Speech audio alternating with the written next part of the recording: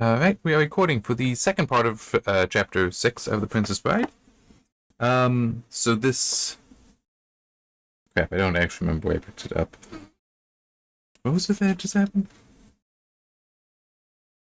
Okay, yeah, so... Wesley is... the revenge thing, which, by the way, he does not appear to be mentally broken. I'll just say that, which, well, he is, but on how I talked about how there being potential there could even, shatter his love for her, especially if they had been continuously asking him who from Gilder ordered you on this, ordered you to kidnap her. That seems to have been dropped potentially. But if they had been continuing that, yeah, I could see it maybe. So then we get to Humperdinck. So we start here, and just how he's having some troubles, and also his work with Yellen, who is the captain of the guard guy in The Princess Bride, the one who has the key, and it's there's only one key to the gate. That's jog his memory. Oh, here it is. That guy. That's Yellen, and is the albino's cousin, by the way. And they are the only two non-nobles Humperdinck trusts. Not completely, but he trusts them. So this is him telling Yellen, empty out the thieves' quarter. That'll take a brute squad. It'll take me a week to do that. To put one together. But that's enough time. I'll get right on it. I'm just trying to remember exactly the order. But it's also within that week. Well, no, it would have been that day when Rugen first tests the machine on a wild dog, which it kills, and its death cry scares. I mean, it's heard out in the city, and scares everyone. It's what is that? And it is a agonizing sound. So Rugen is going to... I may have some of the order here wrong, but Rugen is going to start using the machine on Wesley soon. But before that, his cruelty and sadism come out. But first, let me read this, which is Wesley. So that's right. We also had before this some stuff with Buttercup, including her saying, back when we were on the farm, I thought I loved you, but that was not love. When I saw your face behind the mask on the ravine floor, I thought I loved you. That was again nothing more than deep infatuation. Beloved, I think I love you now, and I pray you only give me the chance to spend my life in constant proving. I could spend my life in the fire swamp and sing from morn till night if you were by me. I could spend eternity sinking down through snow sand if my hand held your hand. My preference would be to last eternity with you beside me on a cloud, but hell would also be a lock if Wesley was with me. Okay? So she has definitely come around. And this... If she made a different decision, I think it could still be said that, no, she loved him. That it isn't just a deep infatuation, but, I mean, it's good to see her finally having come around. Now, Wesley, who, remember, has been visiting her with his mind, at least. This is how it's described for him. That he understood her so well. I'm going to skip forward a little bit. But just as he knew that the sun was obliged to rise each morning in the east, no matter how much a western arisal might have pleased it, so he knew that Buttercup was obliged to spend her love on him. Gold was inviting, and so was royalty, but they could not match the fever in his heart, and sooner or later she would have to catch it. She had less choice than the sun. So basically it is saying that, yeah, she did kind of sort of, well, there are greater forms of betrayal than this, but kind of sort of she betrayed him. But from this, it's he's forgiven her, at least as far as he knows she will come back. There's still probably be some things where it's okay, maybe this isn't going to work so well, you're coming back, but he still has effectively forgiven her, that he knows she does love him and will come back to him. So that was good to see. That was good to see. After this, though, is when Rugen appears and they are talking. So this is 12 days before the wedding. So for 2.5 months, Wesley has been tortured by them, by Rugen and the Count. And the Prince. And he has been acting. I mean, he's already been, performing the screams and such to satisfy them. But also, he's been pretending to be weak. So, like, when they ask him something, he'll struggle to answer and just, like, nod, things like that. Um,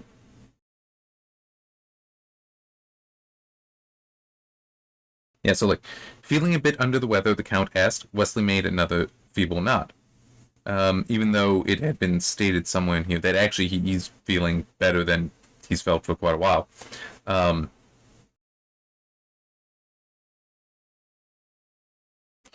yeah, whatever. But this is while uh, the albino by Rugen is bringing the parts for the machine in, and Count's gonna build it. Yeah, and so the piece is all in. The albino's told to leave, so now the Count is able to talk. This is the machine. I've spent 11 years constructing it. As you can tell, I'm rather excited and proud. Wesley managed an affirmative blink. Okay, so just to cover some of that, but I do want to. How much of that do I want to read? I mean, it's on this page. But yeah, one of my theories, Rugen is saying, is that pain involves anticipation. Nothing original, I admit, but I'm going to demonstrate to you what I mean. I will not, underline not, use the machine on you this evening. I could, it's ready and tested, but instead I will simply erect it and leave it beside you for you to stare at the next 24 hours, wondering just what it is and how it works and can it really be as dreadful as all that. Okay, so there's some level of cruelty there. That's not that bad compared to what comes. Yeah, I'll leave you to your imagination then. Because Wesley was even tempted to giggle at the thing, thinking, oh, whatever, but he only groaned. But I want you to know one thing before tomorrow night happens to you, and I mean it. You are the strongest, the most brilliant and brave, the most altogether worthy creature it has ever been my privilege to meet. And I feel almost sad that for the purposes of my book and future pain scholars, I must destroy you. Thank you, Wesley breathed softly. And you can stop all your performing about how weak and beaten you are. You haven't fooled me for a month. You're practically as strong now as on the day you entered the fire swamp. I know your secret, if that's any consolation to you. Secret? Hushed, strained. You've been taking your brain away, the Count cried. You haven't felt the least discomfort in all these months. You raise your eyes and drop your eyelids, and then you're off, probably with her. I don't know, her most... Oh, wait. And then you're probably with, I don't know, her most likely. Good night now. Try and sleep. I doubt you'll be able to. Anticipation, remember? With a wave, he mounted the underground stairs. Wesley could feel the sudden pressure of his heart. Now, at this point, the albino comes and is like, they won't hurt me because I'm valuable. I'm the only one that can feed the animals like I do. Okay? So all you have to do is say the word. I have some poison here. You won't have to go through the machine. Okay? You won't have to do that. I must live, but they will not reach me. I am all right. I am fine. I am alive. I will stay that way. He said the words loud, and he said them with passion, but for the first time in a long time, there was terror. Now, to be clear, this is likely not so much from the machine. Right? I mean, that might be part of it. But it would absolutely be... And, oh yeah, also the albino did point out that scream was wild dog. That's the thing that they used to kill her. But the terror is very likely the whole Rugen saying, I know that you've been doing this for a month. Because that's definitely playing into the anticipation, but it's just ratcheting up that I know how you've been getting around that for so long. That's fine. It hasn't bothered me. This thing is going to break you, though. Is going to go beyond that. And indeed it does. Indeed it does. But yeah. Well, could you sleep? The Count asked the next night upon his arrival in the cage. Quite honestly, no, Wesley replied in his normal voice. I'm glad you're being honest with me. I'll be honest with you, no more charades between us. I must carefully track your reactions. So it's... There's also another thing that I forgot to mention. That was also tied into this, that I think Buttercup wasn't wrong. Because at one point... Rugen escorted her from... Maybe... Hang on. Yeah, Rugen escorted Buttercup from the prince's quarters to her own. She doesn't like him, and she's never liked him. But they do still pleasantly talk. And Rugen, because he did meet Wesley while she was there, so she knows this. He starts asking about him a little bit, including, like, he's very strong, but is he sensitive? Because, many strong men are not. And she was like, yes, of course he's sensitive. Would he ever cry? No. Not except for the loss of a loved one. But, yeah, just the 1 year, the lowest level on the machine gets him crying, which you do see in the movie, but obviously you don't have that further context of Buttercup saying he would never cry except for the loss of a loved one. But in a way, that is what happened. Yeah, but Wesley, as the lever moved, took his brain away, and when the machine began, Wesley was stroking her autumn-colored hair and touching her skin of wintry cream, and then his world exploded. Because the cups were everywhere, and before they had punished his body, but left his brain, only not the machine. The machine reached everywhere.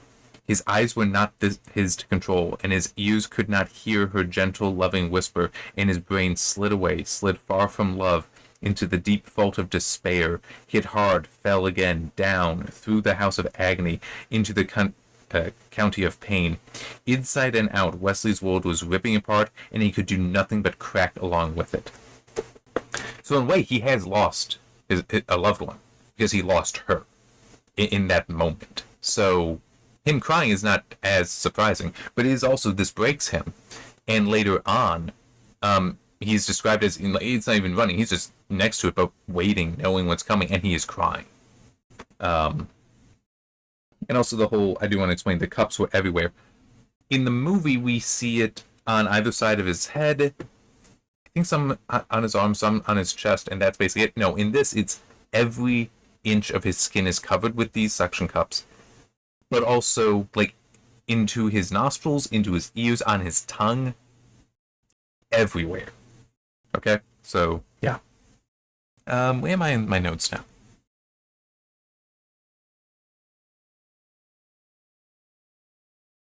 Okay. So over the week, so because this had started at 12 days prior to the wedding. Over the week, because we want to catch up with Boot Squad, he loses 10 years of his life. The Count pulls out 10 years of his life. And now we get to the Boot Squad, which has been formed and so is going to try to empty the Thieves' Quarter. And Yellen is in there because there's still, like a half dozen or so people that haven't left. Because some were like, yeah, whatever, you'll release me, I'll go with you. Some were like, no, because if you take me, I'm going to be stuck in jail. And then others are just like, no, I don't want to go at all. Yellen goes into, like, the guy who runs the Thieves' Quarter, who's been bribing him for years. And it's like, dude, I need you to come with me. I've been bribing you for years so I wouldn't go to jail. Why do you think you asking me nicely is going to get me to go? Look, the prince is like, I really need to do this. The prince is really pissed. I can't, like, leave you here. It's like, no, not going to do it. So he brought a noisy boot and a quiet boot with him. The noisy one comes in, just hits him so hard that's like, I only told you to put him in the wagon. Did you mean alive? I didn't know that. You should have said. So then they put him in the wagon. Well, what's left of him in the wagon.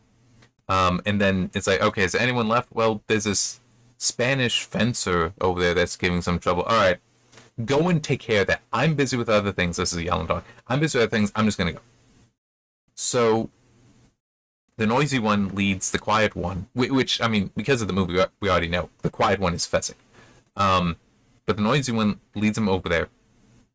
He's like, I have an idea. I have a ploy to finally get this guy, because every time we've sent somebody else at him, he's, though drunk, is still good enough that he scares off all the other men. But I got an idea. So he comes over there, and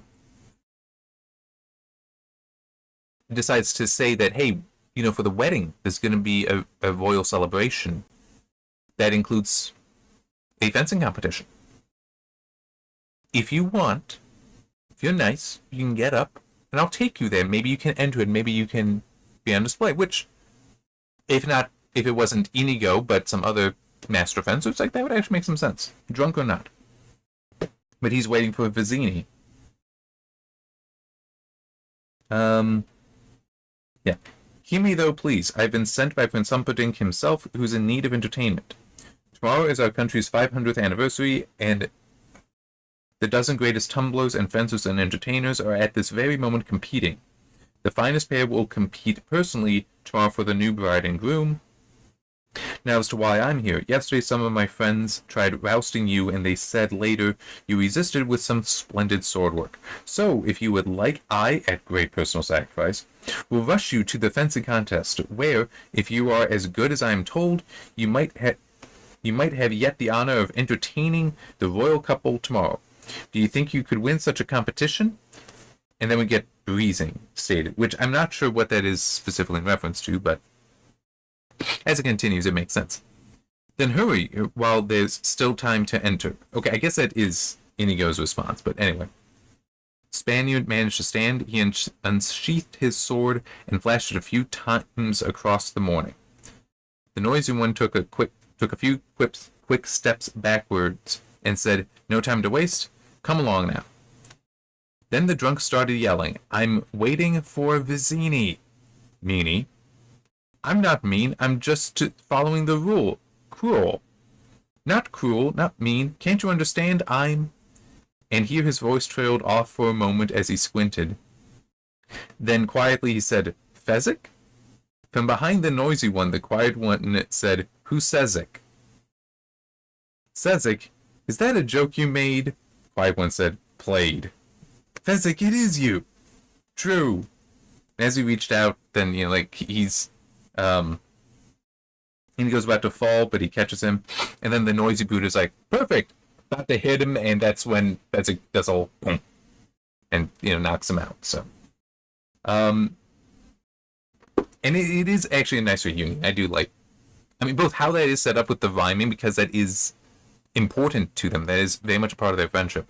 But then what follows, because Fezzik is like, okay, so that the boot count works, he takes the noisy guy, throws him in the wagon with the guy who the noisy one potentially killed, carries Inigo, who has passed out, who has fainted, and the wagon back to the main inn where the guy who runs these quarters, that's where his inn was, puts Inigo in a bed, then takes the wagon out, waits until night, and goes back in to find Inigo, wake him up, and start like in the movie, trying to heal him, trying to restore him. So tries to feed him, gets him to drink things other than brandy, talks to him, and also the whole water dunking, though it is described a little differently in the book, because he actually holds Inigo's head in the boiling, in the steaming water to get the brandy sweated out, and back and forth. But it's also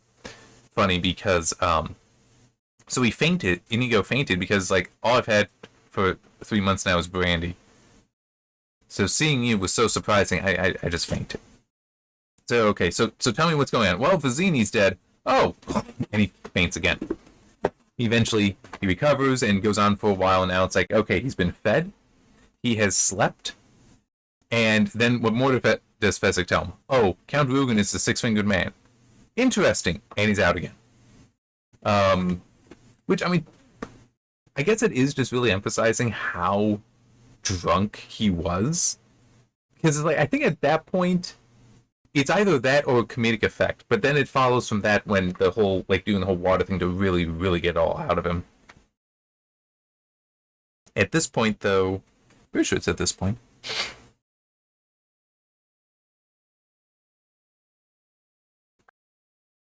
Okay, so this was at 4 days. So, yeah, the next day is the wedding. And in that time, it is now at...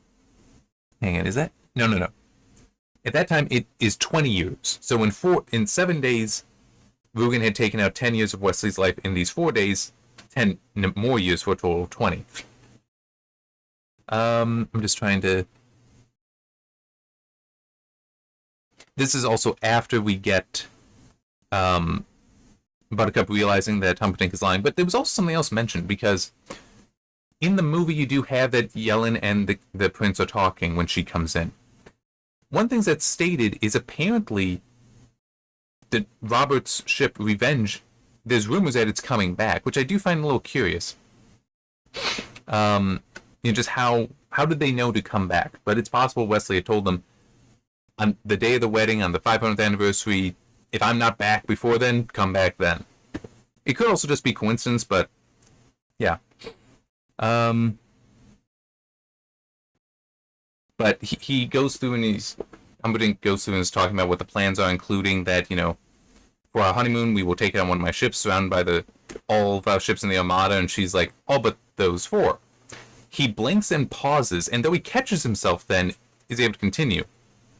But this is when she realizes, he lied to me.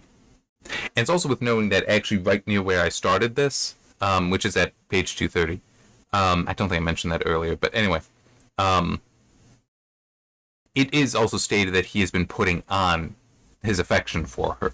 That for all his concerns, that is among them, that he must keep affection in his eyes for her.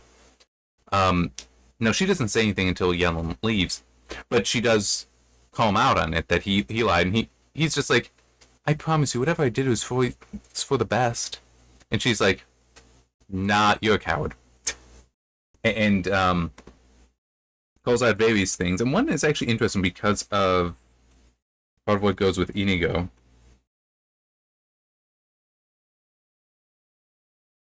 Oh, I forgot about that. Well, that's fine.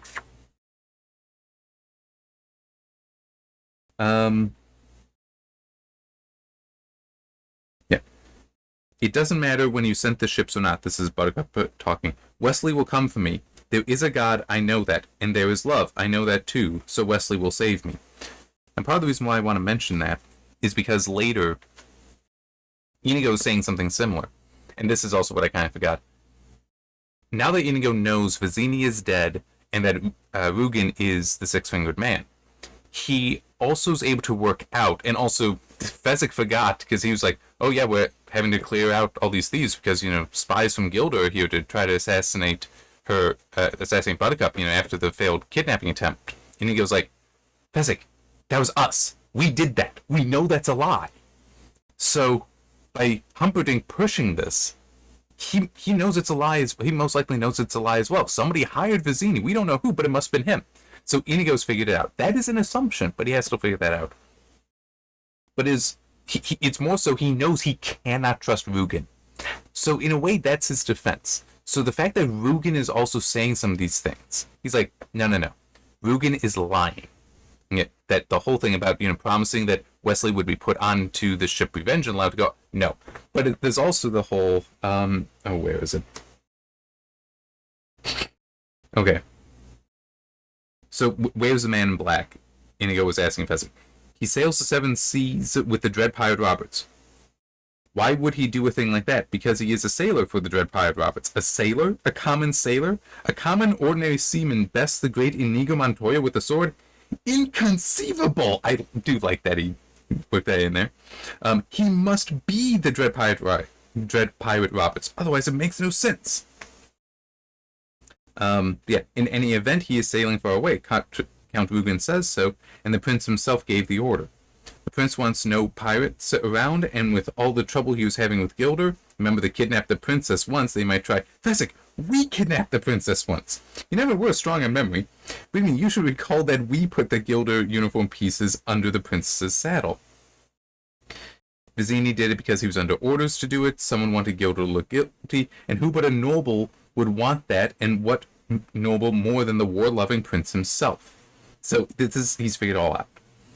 But then he has a long period of reasoning out that he must find the man in black, because that's the only, because he needs to get to Rugen. In order for Inigo to get to Rugen, he would need a mastermind like Vizzini. Vizzini is dead.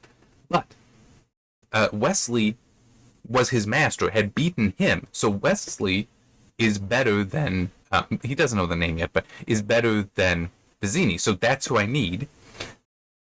Rugen has lied.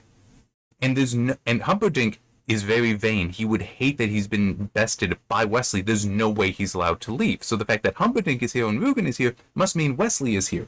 So he can't, it also must be that Wesley hates them. So if we can just find Wesley, Wesley will work with us because I need to kill Rugen. He hates Humperdinck and Rugen, so it'll all just work out. I'm retelling it poorly, but it's also written out kind of long, which does hurt it some. But it still is, it's like he's going through all this after also saying that no, he can't plan. He's a follower. It's like you have kind of planned it all out here, exactly why it should work. And it is just, he's right. He is ultimately right. If you can find them, it'll work. And it's also a little funny. Fezzik reached top of the wall and started carefully climbing down the other side. I understand everything, he said. You understand nothing, but it really doesn't matter, since what you mean is you're glad to see me, just as I'm glad to see you, because no more loneliness. That's what I mean, said Fezzik. In some ways I like this, in some ways I don't. Because that kind of insulting to Fezzik, no, you understand nothing, that's what Vizzini did to him. Okay, Inigo is his friend, though. Vizzini wasn't really. Inigo is. So him repeating that I don't really like, but is still, as he said, and is true, and in a way that it does address the issue. With Inigo saying, no, you're just glad you're not lonely anymore, that the loneliness has ended because you're with me, and I'm happy. I'm with you as well. I'm no longer alone as well. And it's like Fezzik agreeing with that, because it is actually, it is true. So it is basically said with love instead of with insult, as if it were Vizzini, but it still is. I kind of wish it were handled a little differently. I guess it could be. Inigo is impersonating Vizzini now. That's how he's able to go through the reasoning, and then he's just continuing it there. But it's still like, come on, I think he deserves a little bit better.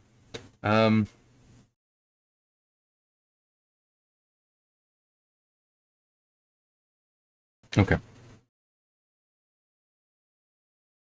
So she calls him. Oh yeah, I forgot about. Hang on. The whole I know God exists. What was it here? Yeah. So this is at the end.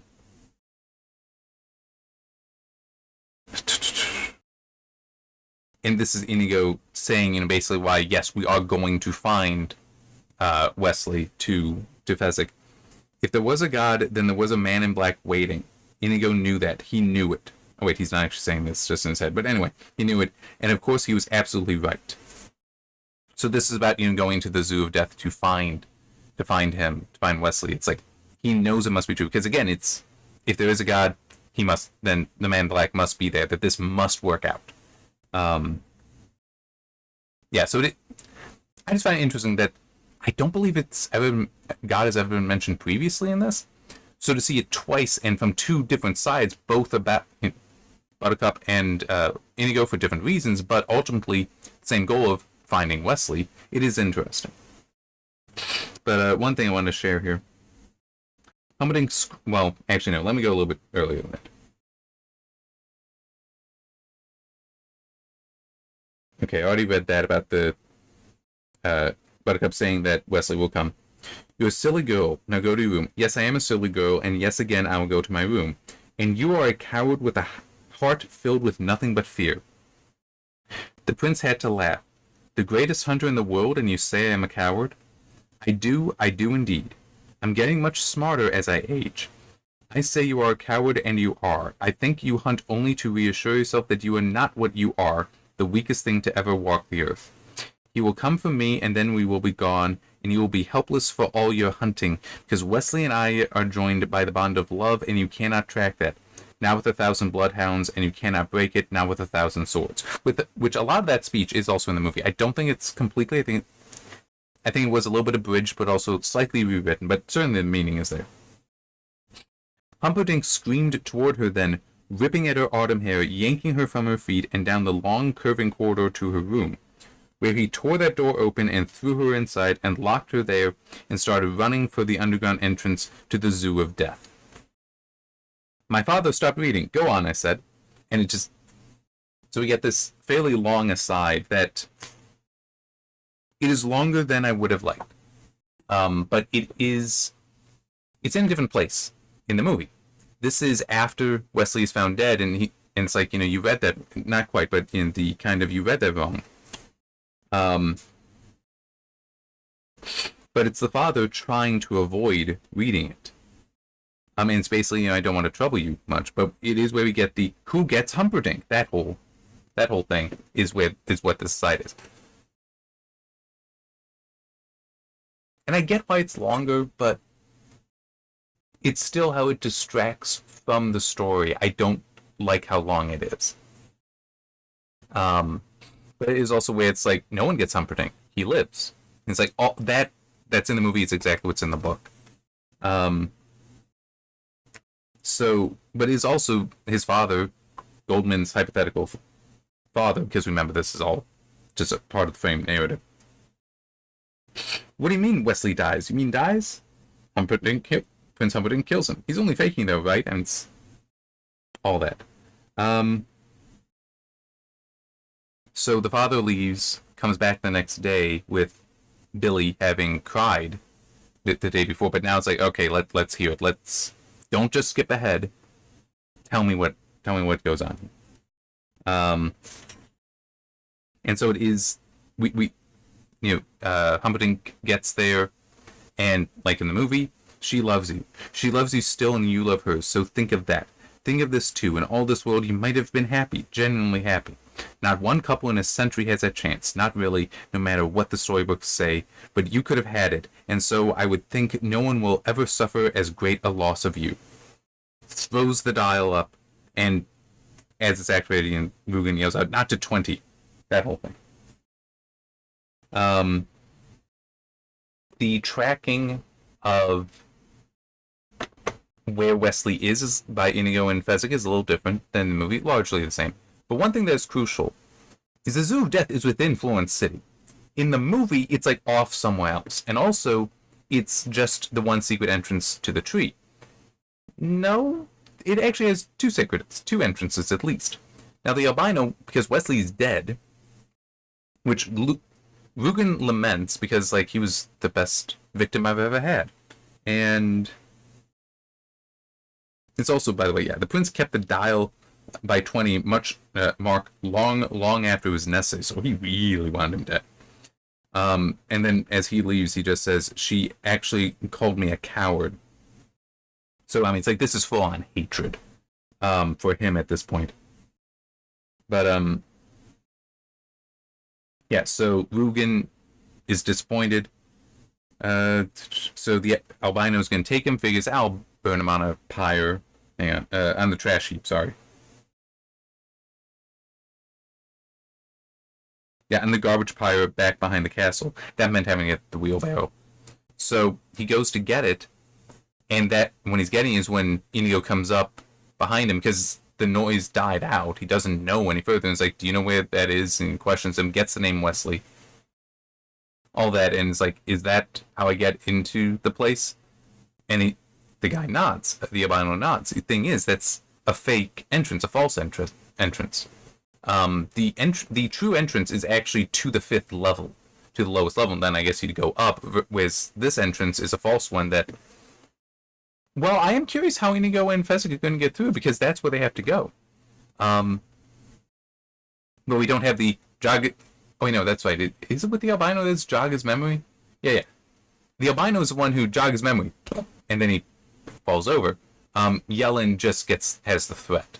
But anyway... this is actually just keep him quiet so we can go in, because Inigo's going to go in and quiet him for a while, Fezzik. So it's going to go in there, but it is warning that there are traps and such to this entrance. So how it's also written makes it sound like this is truly a false entrance. It's not just traps, but is you're not going to get in if you try there. Okay. That is going to fail. So, yeah. So, like, they'll have to come out and find another way in to get to Wesley. But, so Wesley is dead and does describe his scream as being worse because it's a human throat, so people can tell that and react worse than when it was the wild dog. But also that when the dog died, when we got that death scream, it was only set to 6. So this being at 20 is 3 times worse, because it's more than 3 times the length. Well, the number of years. Yeah, so he's definitely in bad shape. Now, one thing that I am going to be curious to see how it describes later on his recovery. Because, I mean, yeah, sure, there's Miracle Max and all that, but is the machine permanent or is it temporary? Like, the idea of sucking life out of somebody, I could believe that, yeah, you might do that, but it isn't like well, no, you only have this much life, this is your life expectancy, that's what it is, and this can actually move it. I have a feeling it's not that, and that in theory he could recover. He might forever be injured by it, forever be weakened by this, but that he can in fact recover from it and still live a full life, just maybe not as strong. So I am curious if we'll get that explanation, but that will be when we get to Miracle Max. I'm not sure when that is. How long is this next chapter? I don't think I need to split up the next chapter, but let me... It's about 40 pages. I don't need to split that up, I think.